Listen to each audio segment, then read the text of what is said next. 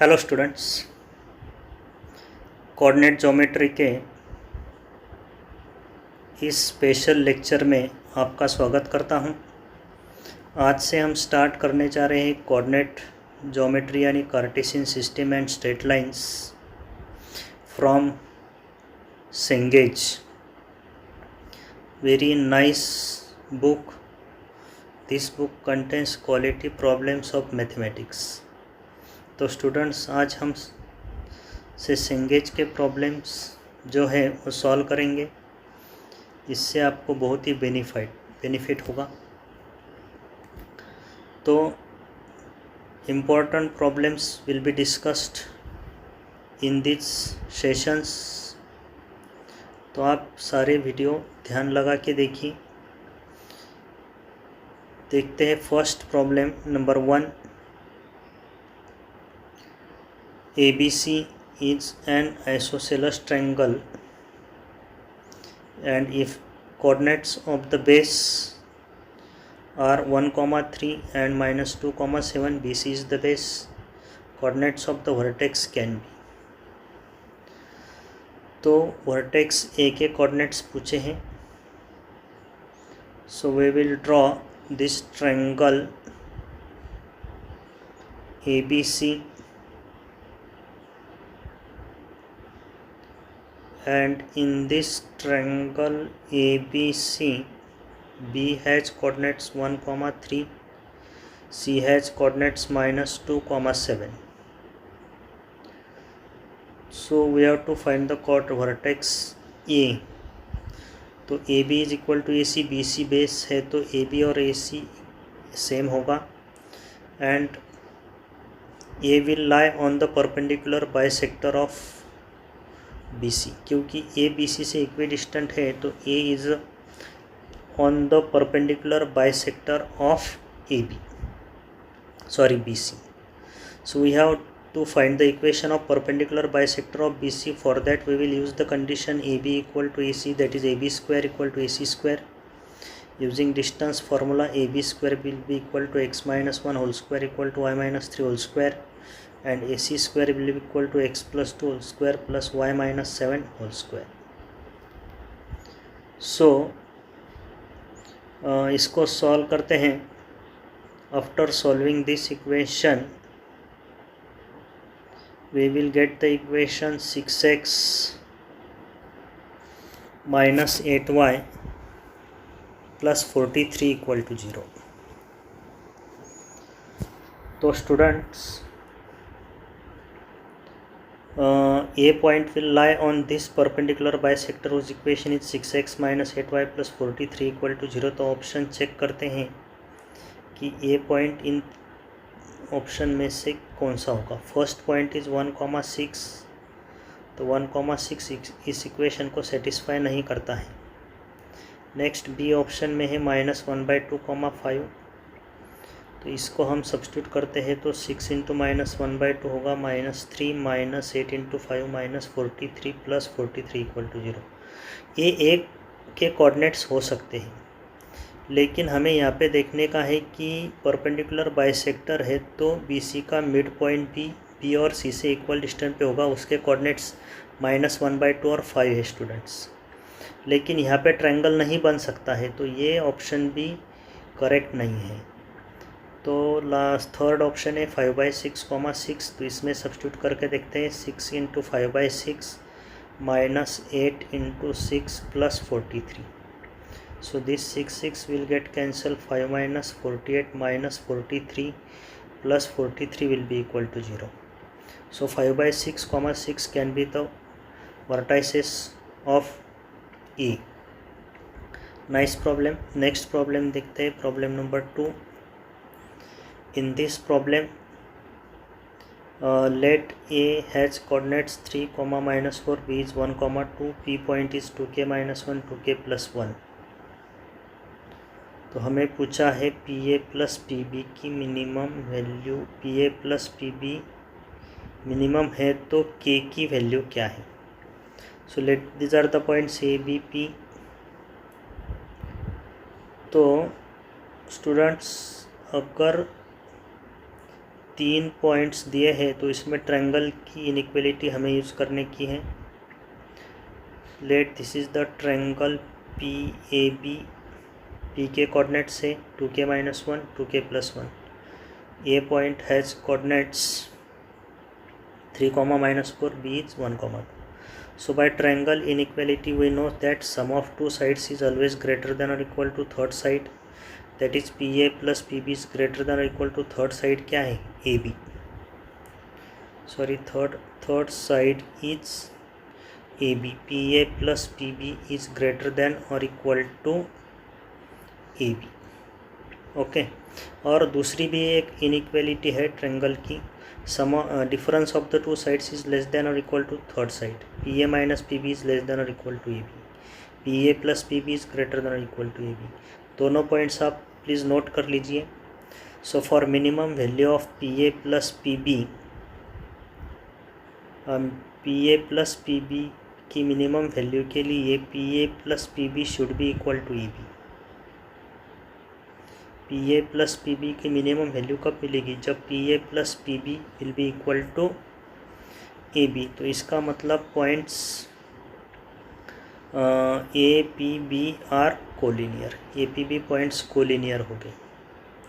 जब PA plus PB equal to AB होगा तो points APB will be collinear such that PA plus PB will be equal to AB। तो collinear के लिए हम एक तो एरिया 0 ले सकते हैं, नहीं तो स्लोप का फॉर्मूला यूज़ करेंगे, स्लोप की condition. 3 points are collinear, therefore slope of AB will be equal to slope of AP। So AB का स्लोप तो कोऑर्डिनेट्स दिए हैं 2 + 4 6 बाय -2 एंड AP का स्लोप 2k + 1 + 4 बाय 2k - 1 - 3। वहाँ C पॉइंट लिखा है, वो एक्चुअली P पॉइंट होना चाहिए। So 2k + 5 by 2k - 4 will be equal to -3 and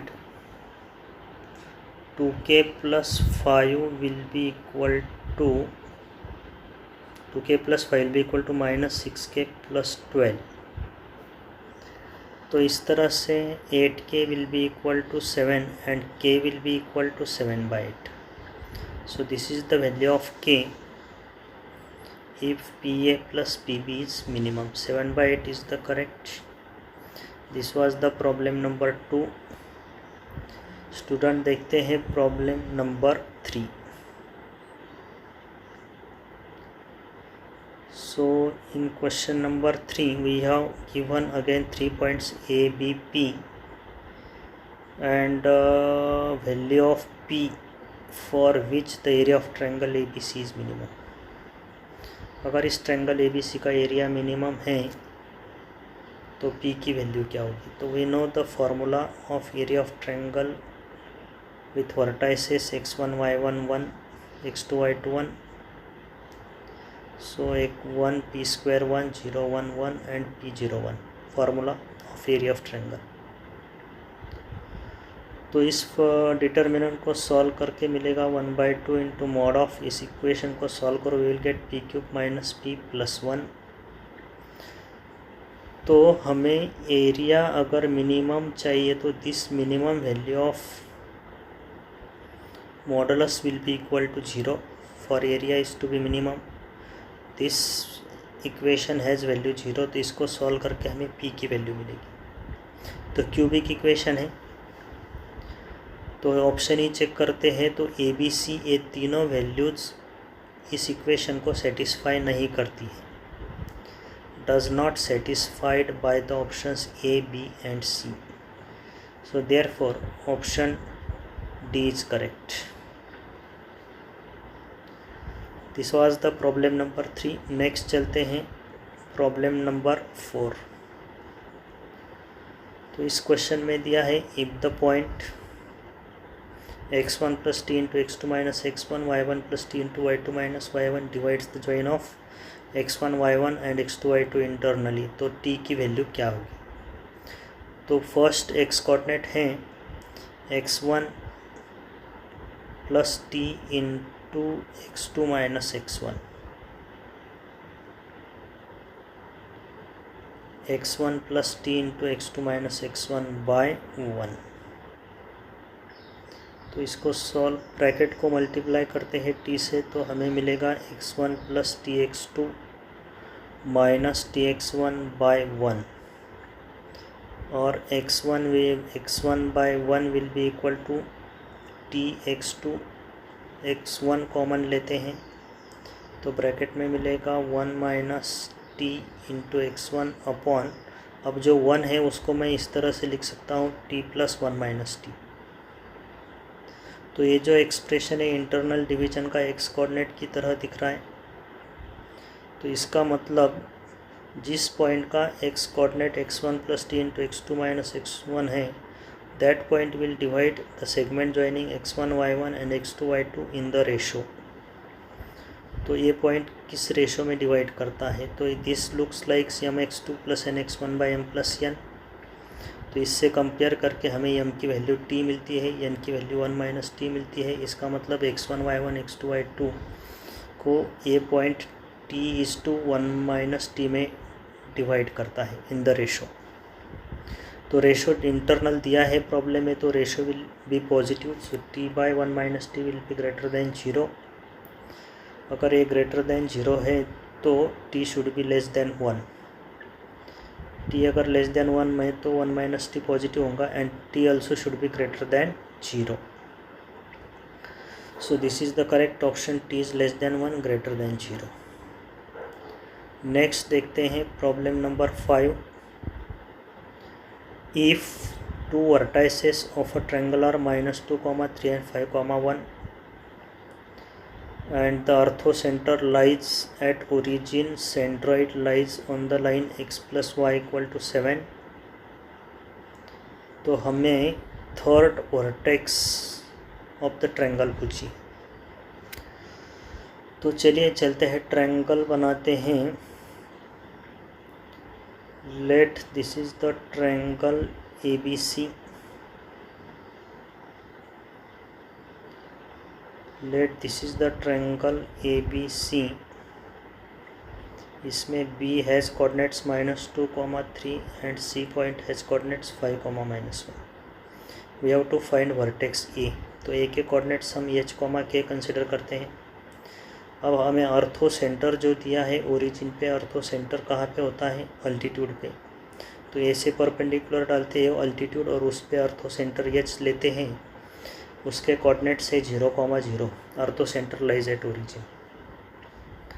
तो अर्थो सेंटर H है तो AH अल्टीट्यूड है, तो AH will be perpendicular to BC, and by the condition of perpendicular lines, slope of AH into slope of BC will be equal to -1। तो AH का slope है K by H passing through origin, slope of BC is -4/7, m1 into m2 -1 perpendicular की condition. तो K by H मिलता है, K by H will be equal to 7/4। तो ये एक इक्वेशन मिल गया। दूसरा इक्वेशन हमें सेंट्रॉइड की कंडीशन से मिलेगा। तो we will find the coordinates of centroid of this triangle that lies on x plus y equal to 7। सो x1 plus x2 plus x3 by 3 and y1 plus y2 plus y3 by 3। तो centroid of the triangle is H plus 3/3, y coordinate is K plus 2/3। तो students, this centroid lies on the line x plus y equal to 7। तो centroid अगर इस line पे है तो centroid will satisfy this equation, H plus 3/3 plus y is K plus 2/3 equal to 7। So by solving this equation we will get H plus K equal to 21 minus 5, 21 minus 5 will be equal to 16. तो students अपने पास ये दो equation है, इन दोनों equation को solve करके हमें H के मिल सकता है. So first condition is k by h 7/4 and second condition is h plus k equal to 16.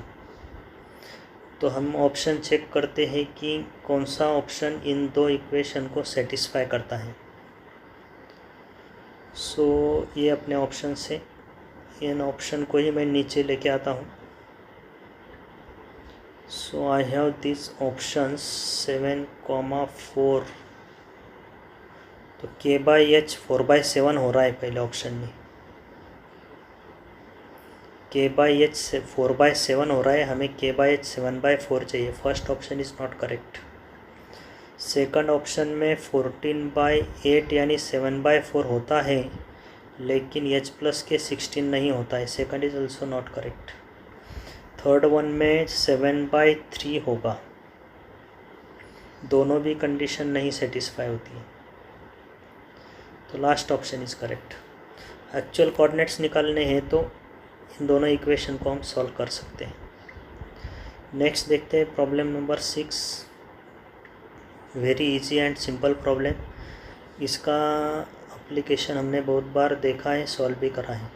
अर्थो सेंटर दिया है, सरकम सेंटर दिया है, सेंट्रोइड चाहिए.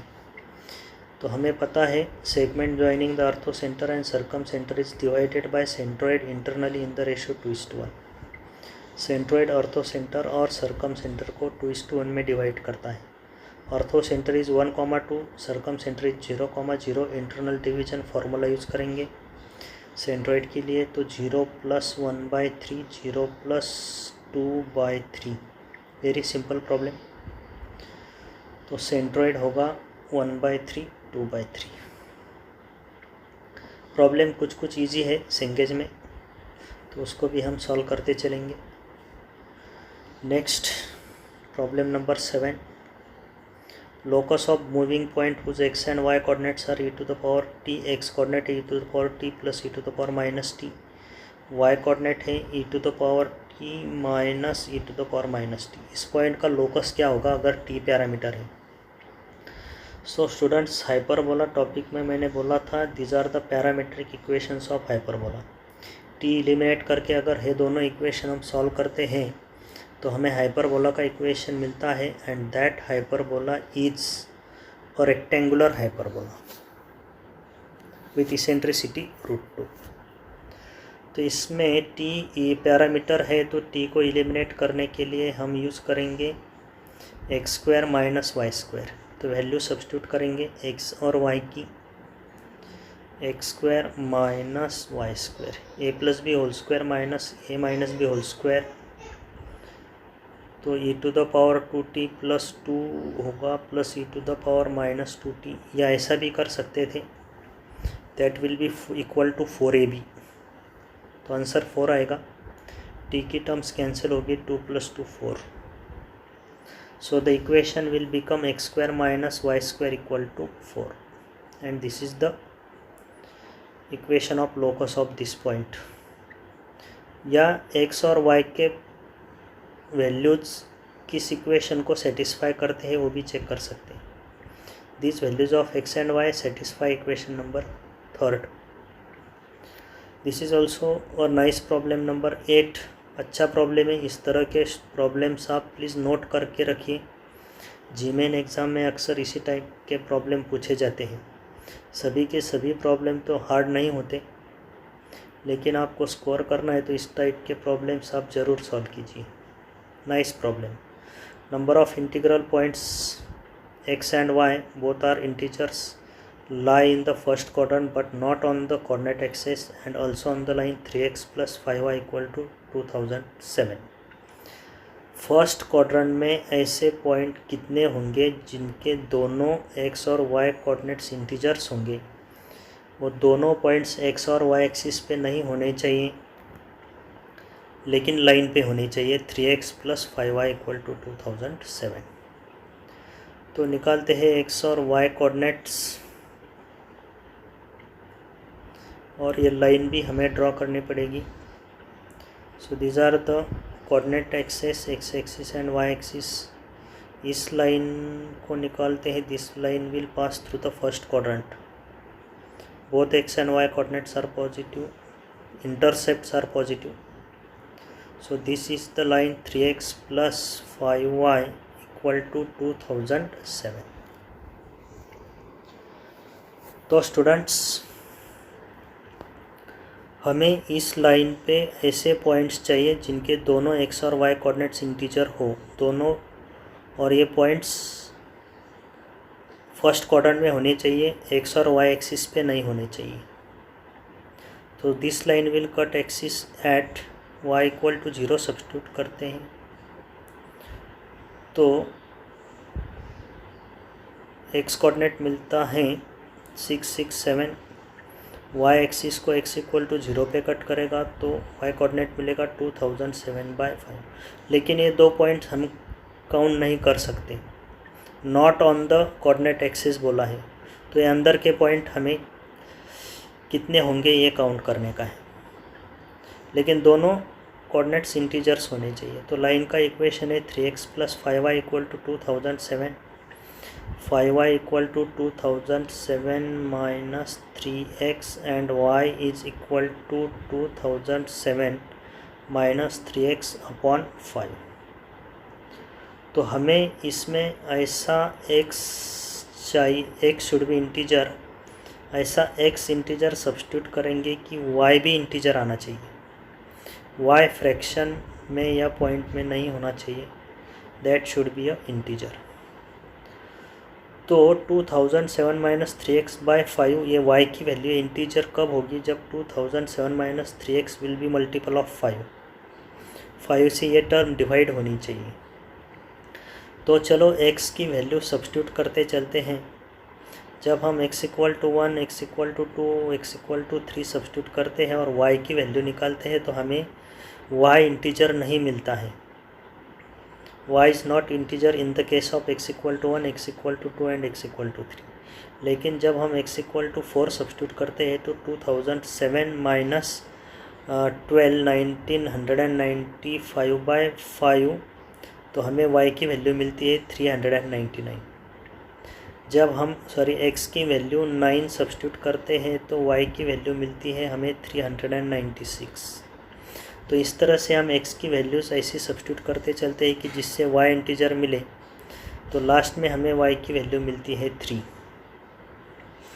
इसका मतलब आपको समझ में आए होगा कि इंटीजर पॉइंट x की वैल्यू सब्स्टिट्यूट करते करते हमें y भी इंटीजर मिलते चला है. जैसे कि जब हमने फर्स्ट पॉइंट मिला x कोऑर्डिनेट 4, y कोऑर्डिनेट 399, बाद में x कोऑर्डिनेट 9, y कोऑर्डिनेट 396, बाद में लास्ट y कोऑर्डिनेट 3 कब आता है? जब हम वैल्यू x की सब्स्टिट्यूट करते हैं 664. तो ये हमें पूरे कितने पॉइंट्स होंगे कैलकुलेट करने का है. तो ये y की वैल्यूज़ AP में है जिनका कॉमन डिफरेंस -3 है. फर्स्ट टर्म 399 है और nth टर्म लास्ट वाली टर्म है 3. तो नंबर ऑफ़ टर्म्स हमें देखने के हैं n. तो AP का फॉर्मूला यूज़ करते हैं. nth term Tn is equal to a plus first term n minus 1 into common difference d. तो nth टर्म है 3, first term 399 plus n minus 1 into common difference d is -3. So it will be -396 equal to n minus 1 into -3, and therefore n minus 1 will be equal to 132 and n becomes 133. So there will be total 133 points with integral coordinates on this line and in the first quadrant. So 133 is the correct option. Next देखते हैं problem number 9. इन centre पूछा है, 3 coordinates दिए हैं. Very easy problem. Incentre का formula आपको याद ही है, ax1 plus bx2 plus cx3/a plus b plus c. तो हमें लेंथ ऑफ साइड्स भी निकालनी पड़ेगी. तो let triangle ABC is there with coordinates 1, √3, b 0, 0 and c 2, 0. So length of the in centre के लिए साइड की लेंथ चाहिए BC AC B AB C notation A की value 2 length of BC, length of AC root of 1 + 3 4 का root 2 और AB की length भी 2 आएगी। तो इस तरह से सभी साइड की लेंथ सेम है तो ट्रायंगल इक्विलैटरल है। और इक्विलैटरल ट्रायंगल में अगर हमें इन सेंटर चाहिए तो हम सेंट्रोइड ही बोल देते हैं। हमें स्टैंडर्ड रिजल्ट पहले से पता है, इक्विलैटरल ट्रायंगल में incentre, centroid, orthocentre, circumcentre सभी सेम होता है। So by using centroid formula 1 + 0 + 2/3 √3 + 0 + 0/3। So 3/3 होगा 1, √3/3 होगा 1/√3। So centroid of the triangle will be 1, 1/√3। Very easy problem. Now the last problem number 10. देखिए students, ortho centre पूछा है by the triangle form by the lines xy = 0 and x + y = 1। तो xy = 0 is the joint equation of x axis and y axis हमें पता है। xy = 0 जो है that is the joint equation of x axis and y axis।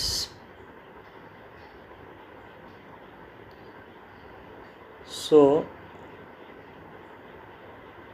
xy = 0, ये line है x + y = 1, x + y = 1 cuts x axis at 1, 0 and y axis at 0, 1। तो ये right angle triangle बन गया स्टूडेंट्स। और राइट एंगल ट्रायंगल में xy = 0 is x axis and y axis. तो ortho centre पूछा है, राइट एंगल ट्रायंगल में ऑर्थो सेंटर कहाँ पे होता है? In right angle triangle ortho centre is at the vertex of right angle, so origin will be the ortho centre of this triangle. Okay, so these were the problems of Cartesian system from Cengage। so सभी problems आप ध्यान से देखिए। All problems are quality problems और इसी तरह के problems जीमेन exam में पूछे जाते हैं। तो please see all these videos which I am going to conduct from Cengage books. आपको इससे 100% बेनिफिट होगा, नो डाउट। तो चलिए मिलते हैं स्टूडेंट।